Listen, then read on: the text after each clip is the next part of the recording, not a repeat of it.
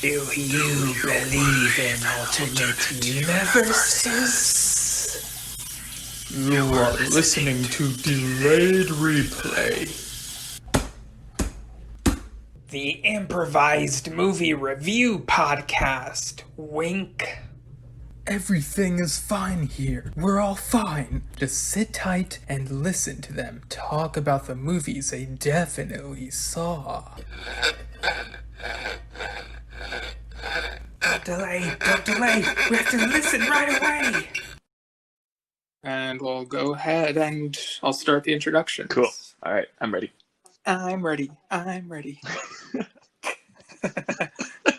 All right, I'll start for real right now. All right. That's a good intro, though.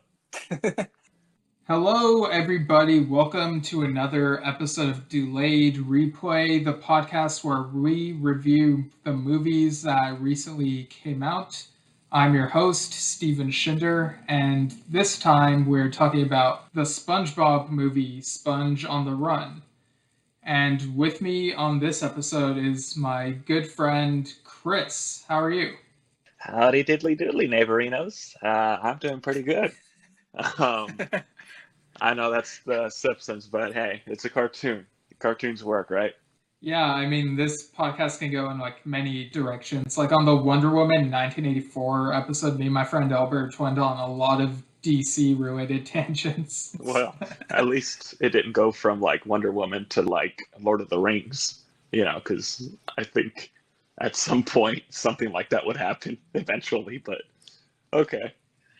Well, I mean, they're both like sword fighting, so I could see how that could happen. But yeah, we tried to stay on topic, and he and I kind of failed, but it was still fun to listen to. Learn from some stuff, and you just keep on going. So right. So I don't know about you, but I'm feeling ready to talk about this movie. I'm ready. No, that's Mr. Krabs. Sorry. Well, it's still SpongeBob. Okay. Right.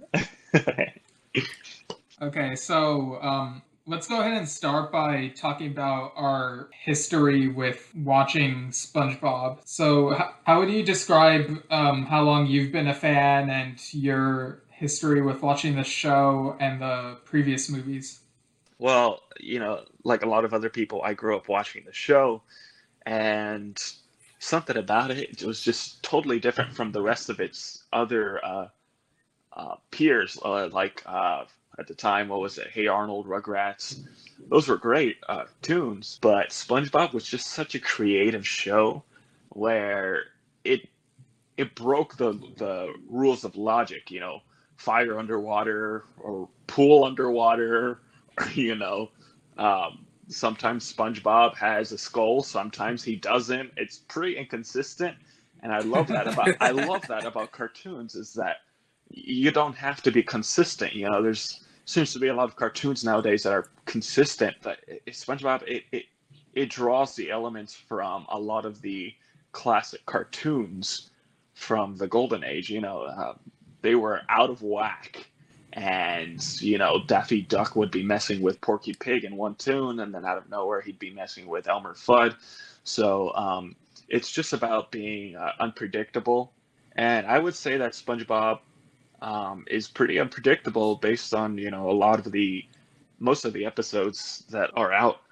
It's definitely a cartoon that I think everybody, even adults, should watch. And again, cartoons are not only for kids, they're for everyone. Yeah, and there are some jokes that resonate better with adults now, and like there's a reason that SpongeBob has become such a meme, and why lots of them have been shared among people our age. Right. Oh yeah, and it's now our generation is older, and when we still watch it back, we're like, oh no my gosh, now I get the joke.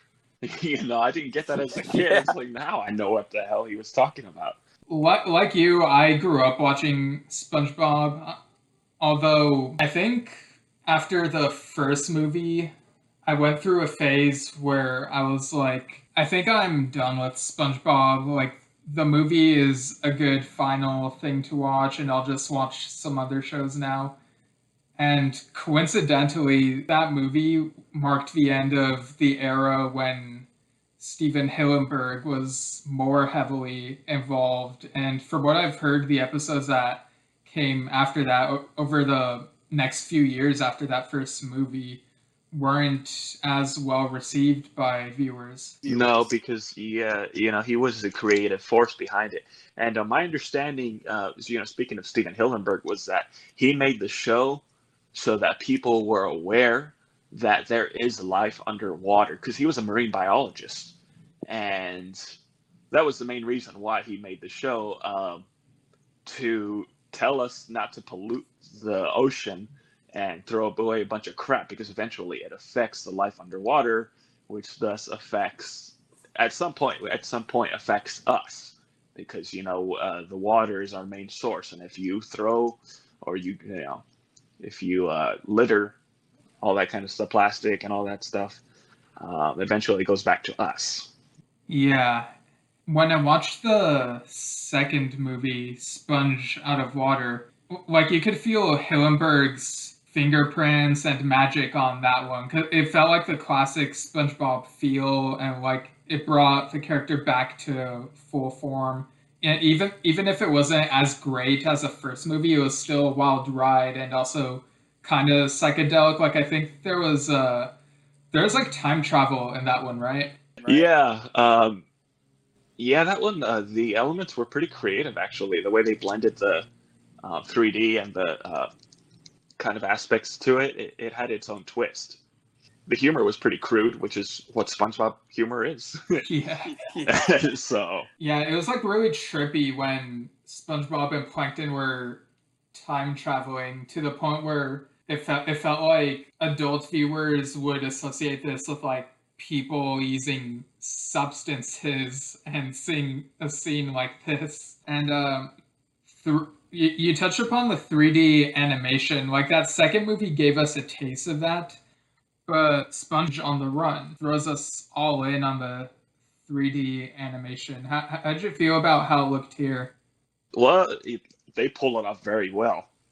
The way it looks, yeah, I think it works great, especially being for the way SpongeBob is, the way the fluidity and it being underwater.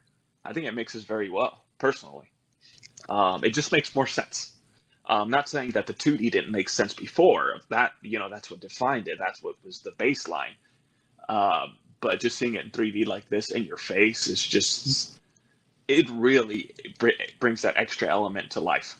Yeah, I know that there are some animation enthusiasts who don't really care for 3D animation. Like they'll talk down to it, say it's not as great as like the hand drawn 2D animation.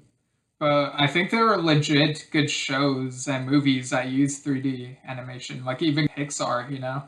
Oh yeah, even and speaking of Pixar, going way back from the first Toy Story movie, if you see how that is now, you would think that's like a a grad student's final project, you know, for an art student's final project.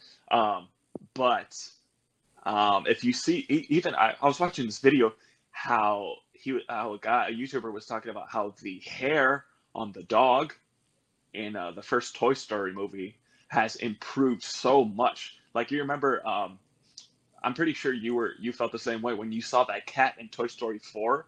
The way the hair stood out, it looked like a real dang cat. Just looking at it, it looked like it was a live action real cat.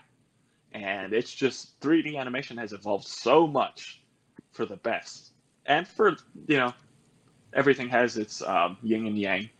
But overall, I think, 3D animation is just more common nowadays. It's not that 2D animation isn't done anymore. No, there's a lot of 2D animation. If you look at, Rick and Morty and Bob's Burgers, stuff like that. Yeah. Yes. The 2D animation is still very active and alive. Yeah, when I watched Toy Story 4 in the theater, I was very struck by how crisp and sharp the animation looked. It was a beautiful looking movie. Yeah, oh yeah. The story, on the other hand, that's a different podcast. But Well, I mean, I really loved Woody's arc in it.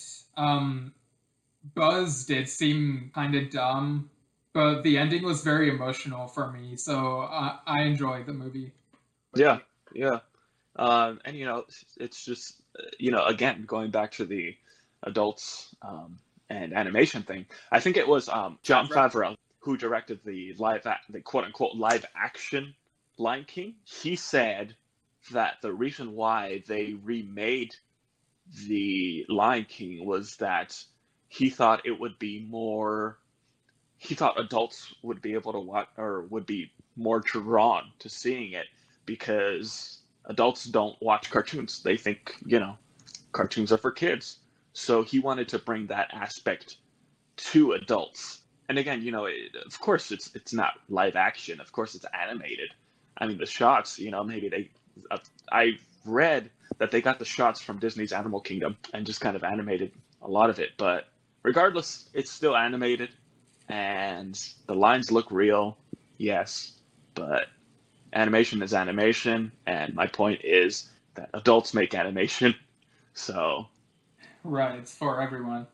yeah, it's for everyone. Like getting back to Sponge on the Run, I want to touch upon the flashback at the beginning of the movie where we see 10-year-old SpongeBob at Camp Coral, and this is where he meets Gary. Didn't we have some sort of flashback of when SpongeBob when he was a kid, or I think that was kind of like scattered around in different episodes? There might have been. It sounds vaguely familiar. I know there was the episode where he doesn't know how to tie his shoes, and there's that really short flashback of when he was like a tiny sponge and he like already had shoes on or something. But in this flashback, I thought it was really cool. Apparently there's supposed to be an upcoming spin-off called SpongeBob Camp Coral that'll take place during this time period. Already? Yeah, which is kind of weird because it reminds me of Camp Lazlo. And that's another good cartoon. Yeah, like I remember when Camp Lazlo was on, like Laszlo's voice reminded me of SpongeBob's voice, even though it was a different voice actor. Carlos Alzaraki. Yeah, the Rocco's Modern Life guy. He played Rocco. I just found out today that Tom Kenny voiced Scoutmaster Lumpus, which was weird to me because I always saw him as the Squidward character in Camp Lazlo. A lot of the SpongeBob voice actors, well, not a lot of them, but a couple, are on Camp Lazlo. Like, I know Mr. Lawrence, who voices Plankton, and Larry the Lobster, and the My Leg guy. He voices, what's Edward the Platypus? And he voices those two birds, those dung birds, the one with the long-ass necks. Yeah, and I think Tom Kenny also voiced Slinkman. Yeah, he was Slinkman. He was definitely Slinkman. All those voice actors, they all know each other, and they're always, they're all put together in cartoons. Like, I know Jess Harnell's, he gets, jobs left and right. And James Arnold Taylor, I call him JAT. They're always flipping back in different cartoons. I think it's surprising how Clancy Brown, the voice of Mr. Krabs, is in live action. Wasn't he in the Flash series? I'm not sure if he was, but he was definitely in The Mandalorian. He was? Yeah. Have you seen that show? I've seen a good part of it. I haven't finished it yet, but which episode is it? Have you seen the Prisoners episode? No, I haven't seen that one. Okay, yeah, he plays an alien in that one. And in the Clone Wars, which is 3D animated, he voiced Savage Opress, who was Darth Maul's brother. That was him? Yeah, and in Star Wars Rebels, he voices Ryder. So the dude has range, and I think he might be my favorite voice actor on SpongeBob, even though, Tom Kenny has done a bunch of things, and the guy who voices Patrick is just, always spot on when he says the stupidest things. Oh, gosh. That's a good choice, though. Clancy Brown is a really good voice actor. For me, I'd have to say Mr. Lawrence, just because I love his voice, and his regular talking voice sounds like a cartoon character. Did you see those live-action SpongeBob shorts that they released on YouTube, I think? No, I haven't. The voice actors play the live action versions of their characters. Wait, so are Um, they like in costume or something? they're not in costume; they're just wearing the clothes. Like Tom Kenny's Oh, I wearing see. yellow, and the guy who voices Patrick is wearing pink. When you watch it, it's dubbed. You know, Right, because it's for, anime. it's dubbed. That's funny. But yeah, those are funny. You should watch them. Highly encourage them. Yeah, I'll have to check them out. So these flashbacks to SpongeBob finding Gary also reminded me of another recent 3D animated movie, which was Scoob. Like it begins with a kid Shaggy finding puppy Scooby Doo, and it's kind of funny that these came out around the same time. That's interesting. I didn't put two and two together. Have you seen the Scoob movie? Yeah, I actually really enjoyed it. Like it feels like a love letter to Hanna-Barbera cartoons. Really? I've heard like mixed reviews about it.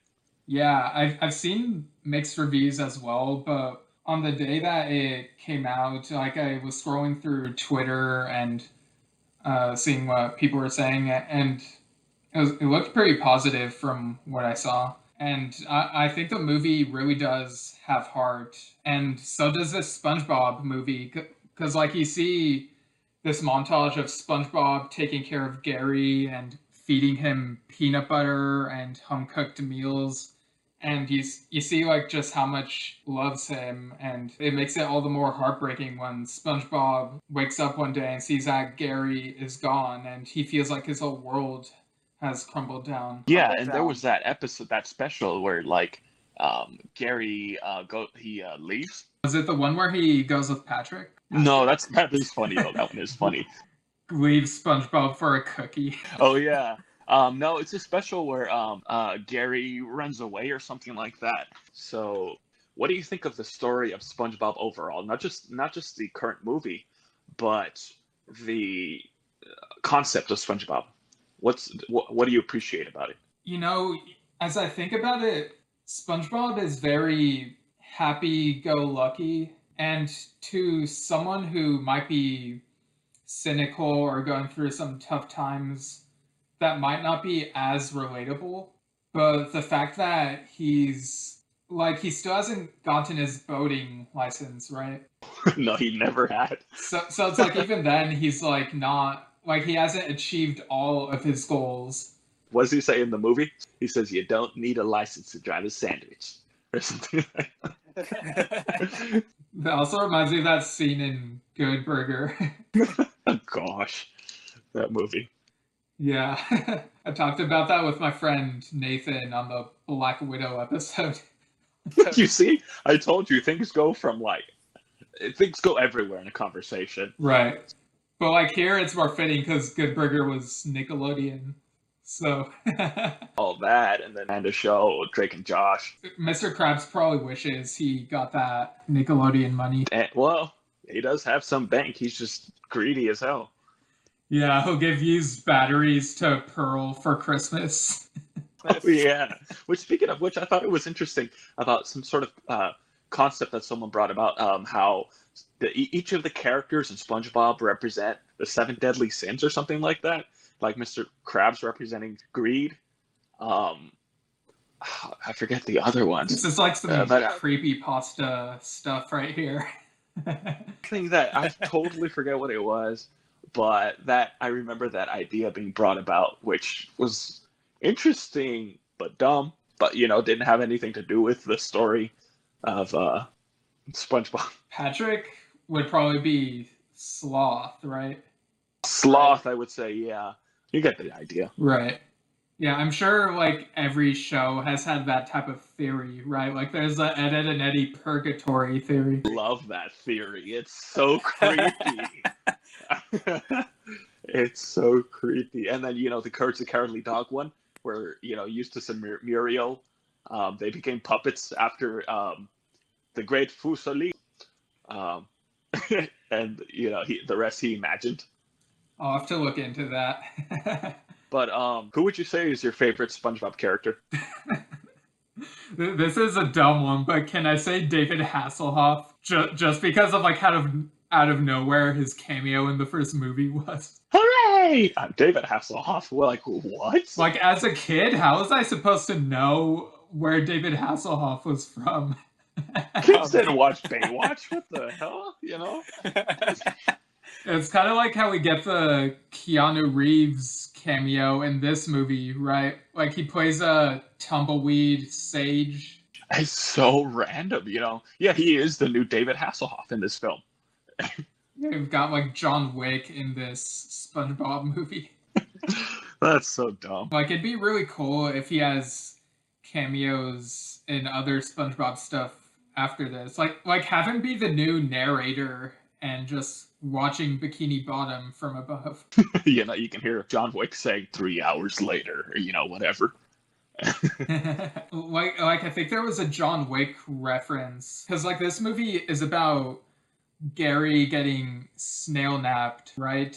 And, like, SpongeBob was worried that something had happened to Gary, and that if someone had, like, killed or eaten Gary, then he would, like, avenge him and take down, like, a lot of criminals and whatnot. Like the underworld of Bikini Bottom and all these other places that SpongeBob goes to, like Atlantic City and whatnot. And, like, Sage is kind of encouraging him to, but he says, but first you have to find out if Gary is alive or not. It's, like, pretty dark. I'd agree with you on that. Yeah, in the SpongeBob movie, wasn't the bounty hunter assassin guy, wasn't he voiced by Alec Baldwin? Was he? Yeah, I think that was Alec Baldwin. Okay, you know, the first thing I ever saw Alec Baldwin in was Thomas and the Magic Railroad.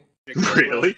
Had that on VHS. It wasn't. I was expecting, you know, Beetlejuice or, you know, the Cat in the Hat. Saw those later, especially the Cat in the Hat. I got that one on DVD after seeing it in the theater, and I watched it lots of times on DVD, not knowing how much lots of people hated it. That's funny. No, that's cool. A lot of celebrities on SpongeBob. I know, you remember the Atlantic City special with David Bowie? Wasn't that amazing? Oh, I'm not sure if I've ever seen that one. Yeah, Bowie, he voices this blue meanie-like character from the Beetle submarine that looks Yellow Submarine. And it's cool because he has one blue eye and one green eye. And so I thought that was pretty neat to add that to the character. Yeah, I'm looking this up right now. SpongeBob's Atlantis Squarepants. There you go. That's what it's called, not Atlantic City Squarepants. Yeah, I've heard the title. I just never watched it because this was in the years after the first movie. There are some good ones after that. What was it? The medieval one? Do you remember that one? I don't know if that one was post Steven, because that one was really cool. I really enjoyed that one. All right, let's see. Was this Dunces and Dragons? Is that what it's called? That makes sense. Yeah, this was post-movie, but I am interested in seeing this because, like, just to see if there are, like, any Dungeons and Dragons references. There might, you know, off the top of my head, I don't remember, but it's great. It's funny. I thought it was funny. It's not really a full movie. It's just a special. Okay. And I remember as a kid, when they announced it as a kid, I was really looking forward to it, and it did not disappoint. I loved every minute of it. Nice. Yeah, I'll have to go back and revisit some of these because, like, in college, some of my friends were, like, really into SpongeBob memes, and that encouraged me to dive into, look at some of the clips again. Like, you know, the Valentine's Day episode where Patrick's like, I defy you, Heartman. And he's, like, super intense. That's funny. I forgot about that until you brought it. He, like, throws the tilt-a-whirl thing or whatever, endangering all the people. My leg! You know? I listen to public radio. Yeah, see, SpongeBob is just so memeable. Like, all these lines are gold. While we're talking about celebrities, we might as well talk about the part that Snoop Dogg played in this movie. Oh, that's weird. That's so random. Snoop Dogg, of all people, but at the same time, I think it's interesting and kind of makes sense. Yeah, and I loved how what happens is SpongeBob and Patrick go to, like, the surface world, right? And they see this guy in, like, a dog costume, and he's selling chocolate, just like how they used to sell chocolate in that one episode. But there was something that struck me about this guy in the costume. Like, I noticed when it showed the chocolate wrappers, like it said poop, and then he was like, "I am Poop Dog," and I was like, "Oh, it's the character from Invader Zim." And like he takes off the costume, and we find out that Snoop Dogg dresses up as Poop Dog and sells chocolate for this company. So cool. I think that's really cool they have him on there. Like, what was their reaction during that scene? That's just like, what? Okay, why not? Why not? Anything's possible. He's got a great voice. Really, just very distinctive voice. It's him. Like, he ends up singing this song with SpongeBob and Patrick. Like, I can't do it justice, but it was a great song. Yeah, so what do you think of the music for the film? It felt like a good homage to the music that we're used to in the show, but it also threw in some new stuff. Like, there was some synth sounding stuff that sounded very noir, like in the moments where SpongeBob is feeling very cynical and he's like narrating and not sure if he'll ever find Gary, and talking about how like Atlantic City is a really cruel place and we see it in like black and white. It was like one of those old detective stories that I thought was pretty fun. Detective store Sherlock Holmes. Those kind of things. Yeah, he's got like a fake pipe and like bubbles are coming out of it. It goes without saying, like, the guy, he's versatile and he can, voice act. I didn't know that he did films until recently, I thought that was interesting, just kind of experiencing that. Right. And he kind of gives them a clue about where Gary Snail Napper might have gone. Yeah. Snoop Dogg talks about like he heard from a friend of a friend of a friend who noticed someone running around carrying a snail. Yeah. It felt kind of convoluted because it's like this might as well be any snail. I don't know how they know that it's Gary, but then SpongeBob is like, I have a gut feeling it's definitely Gary. We have to go after him. And so, thanks to the info they get from Snoop Dogg, they know that they have to go to Atlantic City because that's supposedly where the snail napper is heading. Yeah, that's fun. So this film is distributed by Paramount. Was the first SpongeBob movie Paramount as well? I think so. Like, I feel like Paramount has handled lots of Nickelodeon things. Do you remember watching the Jimmy Neutron movie? Yeah. In the theaters? And how it became a series after that. It was a movie though first, right? Yeah, and before that there were a few shorts, and I recently found like a couple short like early demos of Jimmy Neutron. Like at some point he was called Johnny Quasar and it looked super weird. It's like 1995. What did you think of the Timmy Jimmy Power Hour? Do you remember those? Yeah, most ambitious crossover, right? They were awesome. Well, I loved the first two, but I thought the third one kind of went overboard. Yeah, the second one was when Jimmy's characters went over to Timmy's universe, right?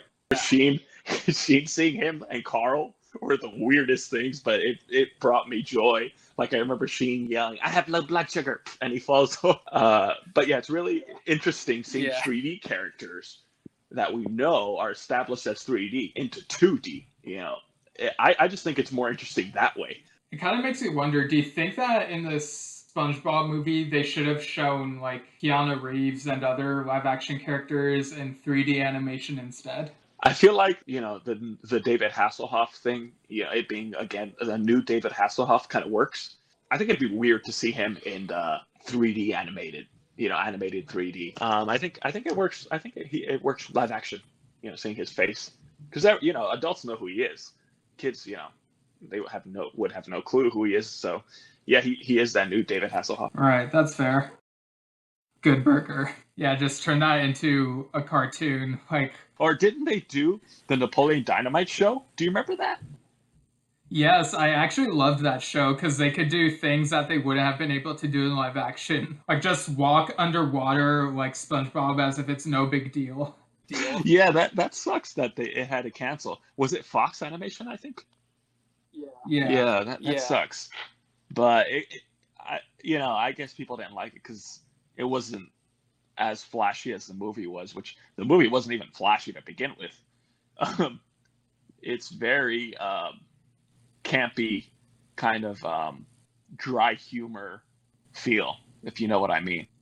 Do you think the SpongeBob Camp Coral show will feel campy?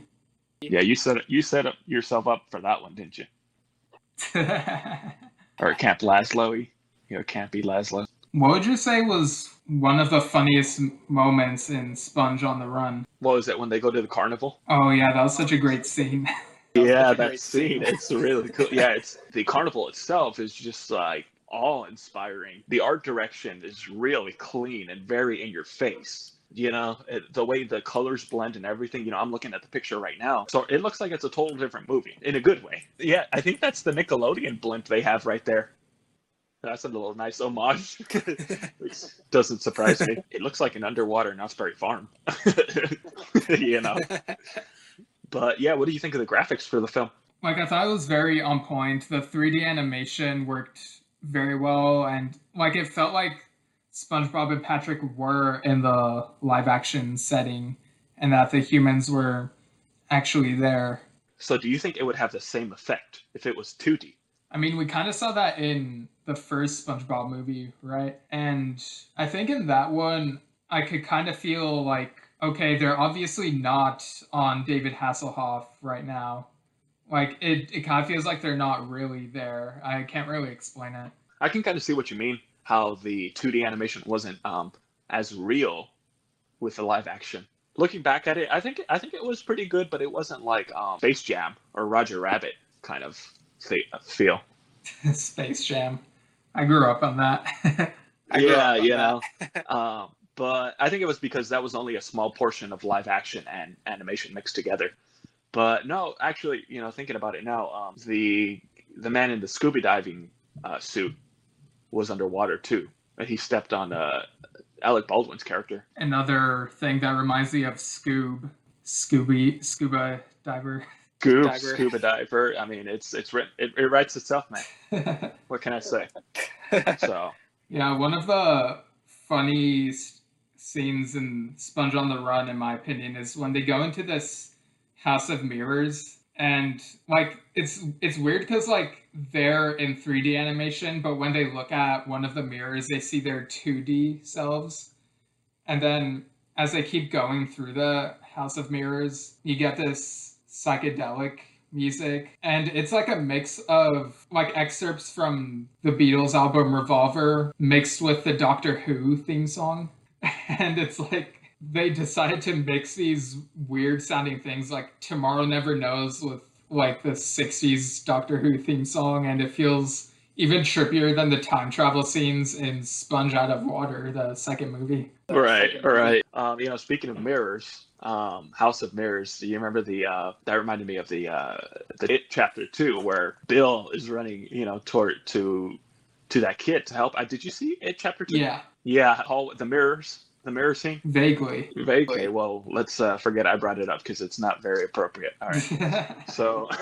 I remember now. It was very violent, but yeah, we'll move forward. We'll move forward. Let's go.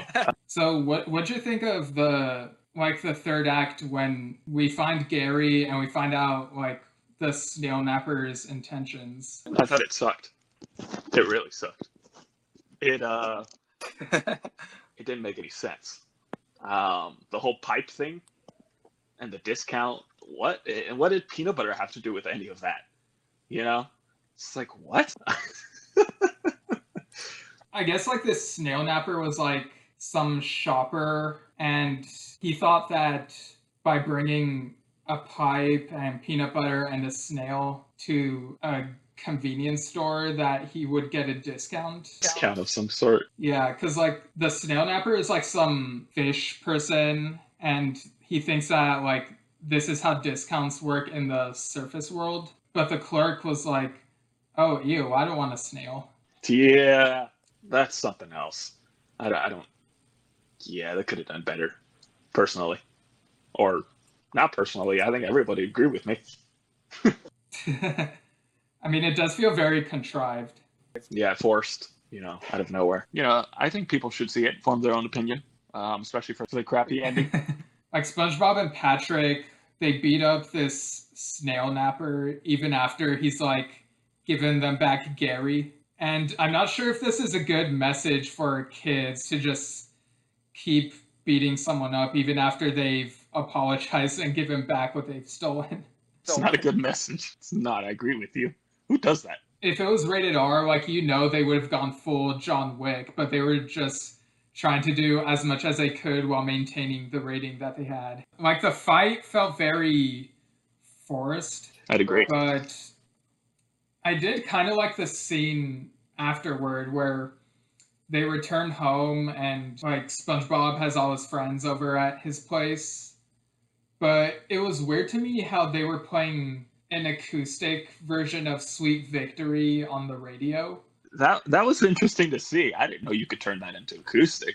Then again, you could turn a lot of metal songs into acoustic, into the Fire and Flames acoustic version, But like, you could tell they threw that in there for the fans, but it's just kind of weird hearing it in this context. And I'm used to hearing it in, like, that episode where Squidward is finally happy. Yeah, I guess you can call it a different interpretation, but right. I guess it just seems appropriate for the film. Like, would you say the film overall is a sweet victory, or do you think it is a bit short of that? It's both. It's kind of there's some homages that are great, and then there's some like, okay, we could have done without, So I think it's a little bit of both, which is fine. It's better than worse. It's better than worse. That should have been the tagline on the poster. Better than worse. So then, how would you rank, like, all three SpongeBob movies from, like, best to worst?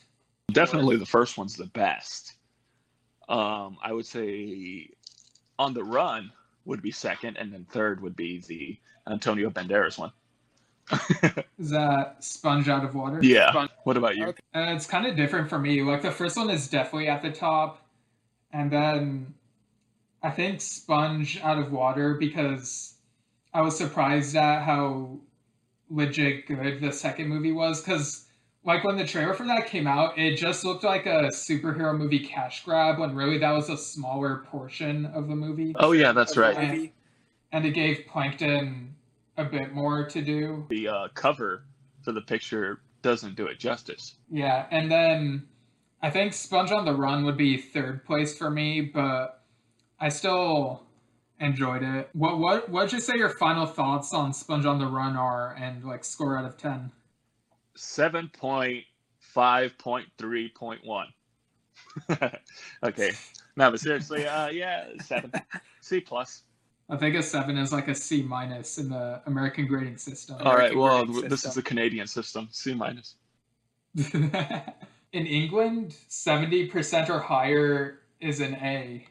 Oh, really? Yeah, but yeah, I think I'm around the same rating. Like, I think I'd give Sponge on the Run a 7.5 out of 10. Okay. Like, it was entertaining enough, but it wasn't as thrilling as the first two movies. I think everyone's over homages. Like, it could be its own movie. When in reality, you can create something from scratch, without having to. Like, I feel like you said, it was Scoob was an homage to Hanna-Barbera, but at the same time, it probably, I haven't seen it, but it probably was its own movie. Just Gary running away again, kind of like the other episode. It's like, why would he, Yeah, it's like a recycled plot. It's like, come on. I mean, it ended up being pretty good, but yeah. Yeah, I think for me, the most annoying nostalgia moment was, like, when SpongeBob is going over to Patrick's to get his help, and Patrick is asleep, and they redo that whole sequence where SpongeBob is making a lot of noise and Patrick is still asleep, and they says Patrick's a really heavy sleeper, and then Patrick wakes up and gets scared. Yeah. And like, that felt too copy and paste to me, especially because, like, it lasted 3 times as long as the original version. Yeah. Or, like, when SpongeBob is doodling for like a minute and he draws Doodle and then erases him, and it's like that scene had no purpose in this movie. Oh yeah. Or do you remember that episode where he writes the, he spends all that time writing the as he's writing his essay. Yeah. So relatable. Extremely relatable. I'm sure you were like that in school when you went to UC Irvine. I'm sure that happened to you a lot. So, but overall, yeah, seven is a good grade for it. It's not bad or worse, nor is it the best, but it's good. People should watch it to form their own opinion. Yeah, like I appreciate the animation, but they could have done better with the story. Yeah, the story needed to be something else. But it is what it is, and it happened already, so. For better or for worse. So I think this was fun. And, thanks again for having me. Yeah, for sure. Thanks for being on this, Chris.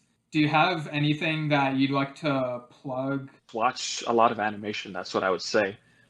They're just as good, if not more effective to the viewer when it comes to story-wise or anything. Just appreciate the art of animation. Because, again, in the end, yes, kids are the main audience, but in the end, they're made by adults, and adults put in all the hard work.